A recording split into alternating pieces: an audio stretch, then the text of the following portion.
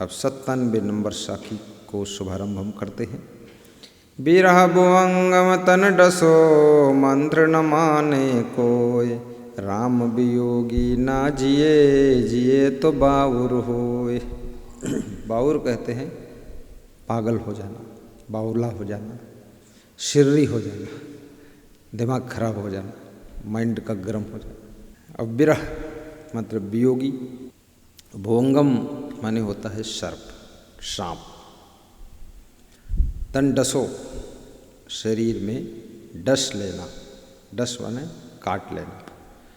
मंत्र न माने कोई, और फिर उस पर कोई मंत्र का असर नहीं पड़ता, इतना विषैला सांप है। तो कौन सांप है? बिरह भुअंगम तन डसो, हृदय में निवास करने वाला जो रमैया राम चेतन आत्मा है,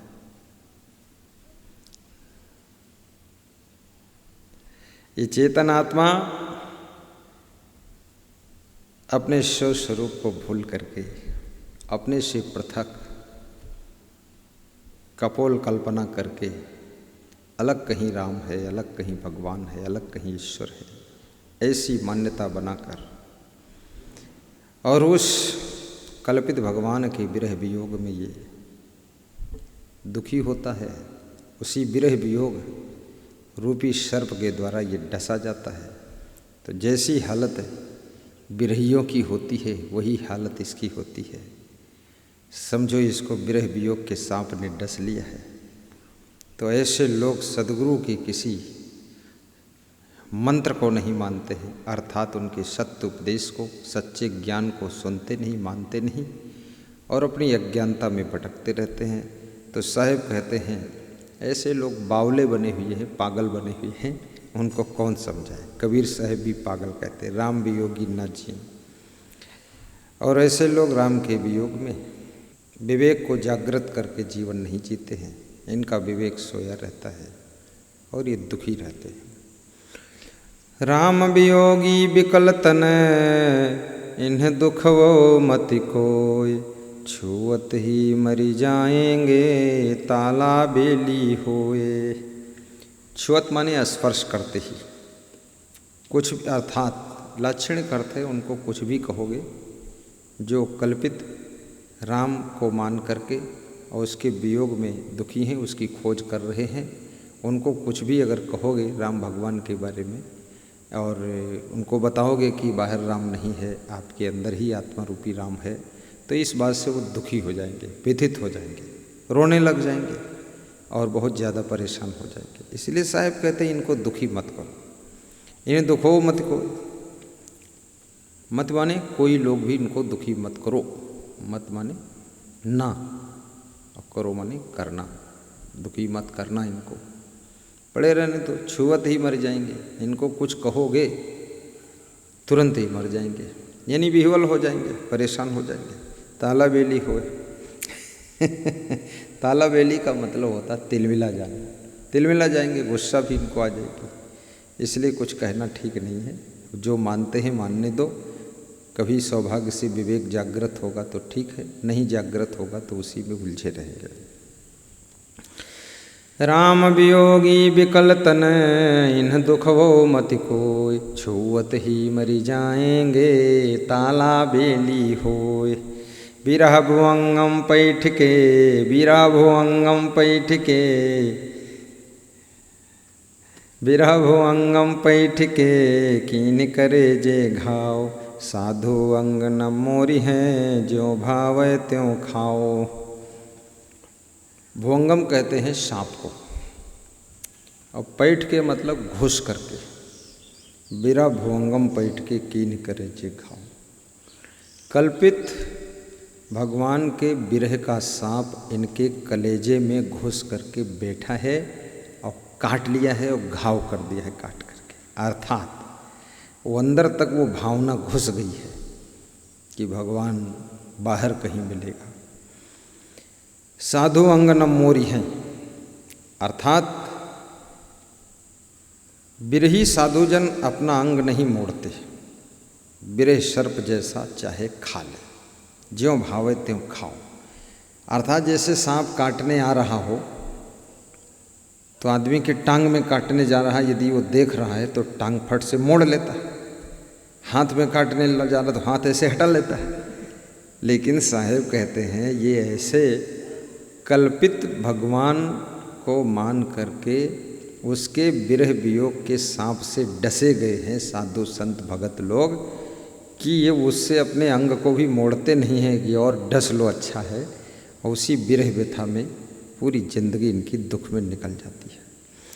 बिरह भुअंगम पैठ के कीन्ह करे जे घाव, साधु अंग न मोरी हैं ज्यों भावे त्यों खाओ। ये 99 नंबर साखी थी। अब 100 नंबर साखी हम प्रस्तुत करते हैं। करख करे जे गड़ रही बचन वृक्ष की फांस, निकसाई निकसय नहीं रही सुकाहू घास। करक रुक रुक कर पीड़ा, होने वाली पीड़ा को करक कहते हैं। जैसे कोई कांटा गड़ गया है और खरकत है, कभी कभी उसको खरकत कहते हैं, कभी करकत कहते हैं, अलग अलग क्षेत्र की भाषा है। तो जो हल्का सा दबाव पड़ता है तो एकदम खरकत है कांटा, दर्द होती है, रुक रुक कर दर्द करने वाला कांटा, उसको कहते हैं करक करेजे गड़ रही, बचन वृक्ष की फांस। वाणी रूपी वृक्ष की फांस अंदर चुभी हुई है और निकसाए निकसे नहीं, निकालने की कोशिश करते हैं तो भी वो निकलती नहीं है। रही सो काहू घास, घास माने बंधन, और काहू माने जिनको पारक ज्ञान नहीं है, बिना पारखी लोग, भ्रमित करने वाले।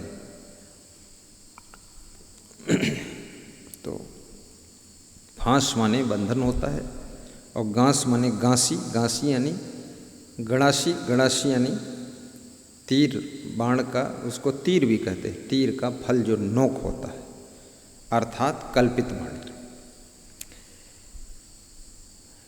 भ्रामक गुरु लोग वचन के वृक्षों के फांस कांटे के रूप में होकर साधारण भोले भाले मनुष्यों के कलेजे में चुभे हुए हैं। भोले भाले लोग नर नारी इतना समझते नहीं थे, और ये भ्रामक गुरु जिनको स्वयं आत्मबोध नहीं है, स्वरूप ज्ञान नहीं है, ऐसे गुरु लोग वचन रूपी फांस को लेकर के सामान्य लोगों के हृदय में, कलेजे में अपने ज्ञान को चुभा देते हैं।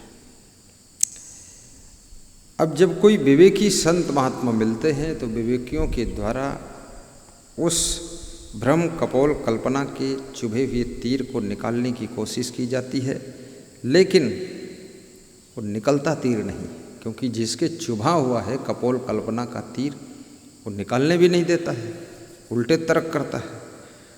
तो कबीर साहब कहते हैं जो लोग पारखी नहीं हैं वे बिना पारखी के लोग हैं। निकसाए निकसे नहीं रही सुकाहू घास। घास का अर्थ होता है तीर का फल, वो गहराई से चुभा हुआ है और बेपारखी लोग उसको निकलने भी नहीं देते हैं, उस तीर को, कपोल कल्पना को ख़त्म नहीं होने देते हैं, कोई न कोई और आडंबर चालू कर देते हैं, बताने लग जाते हैं। संसार के लोग उसी में फंस जाते हैं।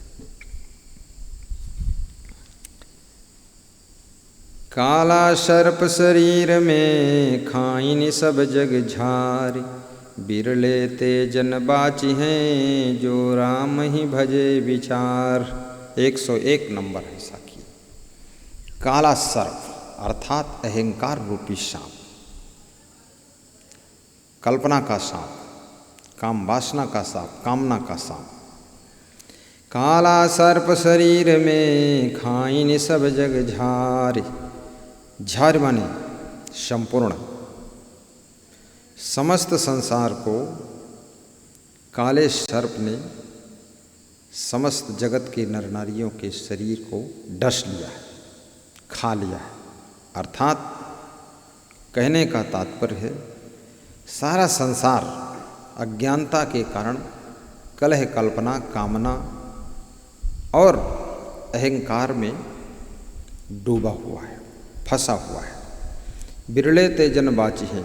साहेब कहते हैं वह लोग बिरले बचेंगे जो राम ही भजे विचार, जो विचार पूर्वक राम का भजन करेंगे। अर्थात भजन क्या होता है, राम कौन है, आत्मा रूपी राम का भजन करने के लिए जो अपनी मन की आदतों को, मन की तरंगों को सुधारेंगे, उन्हीं का कल्याण होगा। वही अहंकार, कल्पना, काम वासना, लोभ मोह रूपी सर्प से बच सकेंगे। काला सर्प शरीर में खाइन सब जग झारी, बिरले ते जन बाची हैं जो राम ही भजे विचार। जो लोग विचार पूर्वक राम का भजन करेंगे, राम को समझें। तुलसीदास कहते हैं राम कहाँ है, घट में है सूझे नहीं लानत ऐसी जिंद, तुलसी यह संसार को भयो मोतिया बिंद। 102 नंबर साखी। काल खड़ा सिर ऊपरे तय जाग वीराने मीत, जाका घर है गैल में सो कस सोए निश्चिंत। काल माने काम, कल्पना, मृत्यु। वीराने मीत का अर्थ होता है, वीराने माने कहते हैं पराये को, और मीत माने मित्र, पराये का मित्र, दूसरे का मित्र, अर्थात माया का मित्र। गैल माने होता रास्ता।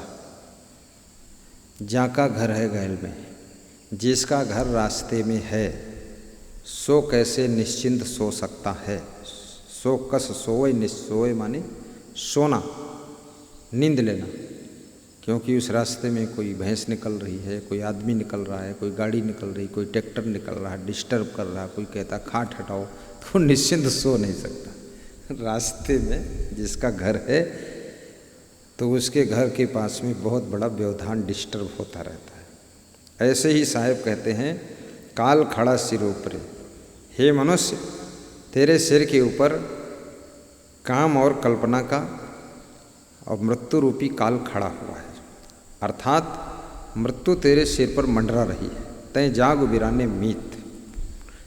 हे माया के प्रेमी, तो ये पराई माया से प्रेम कर रहा है, तो अपने गुरु से प्रेम नहीं करता है, संतों से प्रेम नहीं करता है, जो तेरा कल्याण करने वाला रास्ता बताते उनसे प्रेम नहीं करता है, तो मायावी जीवों से प्रेम रखता है।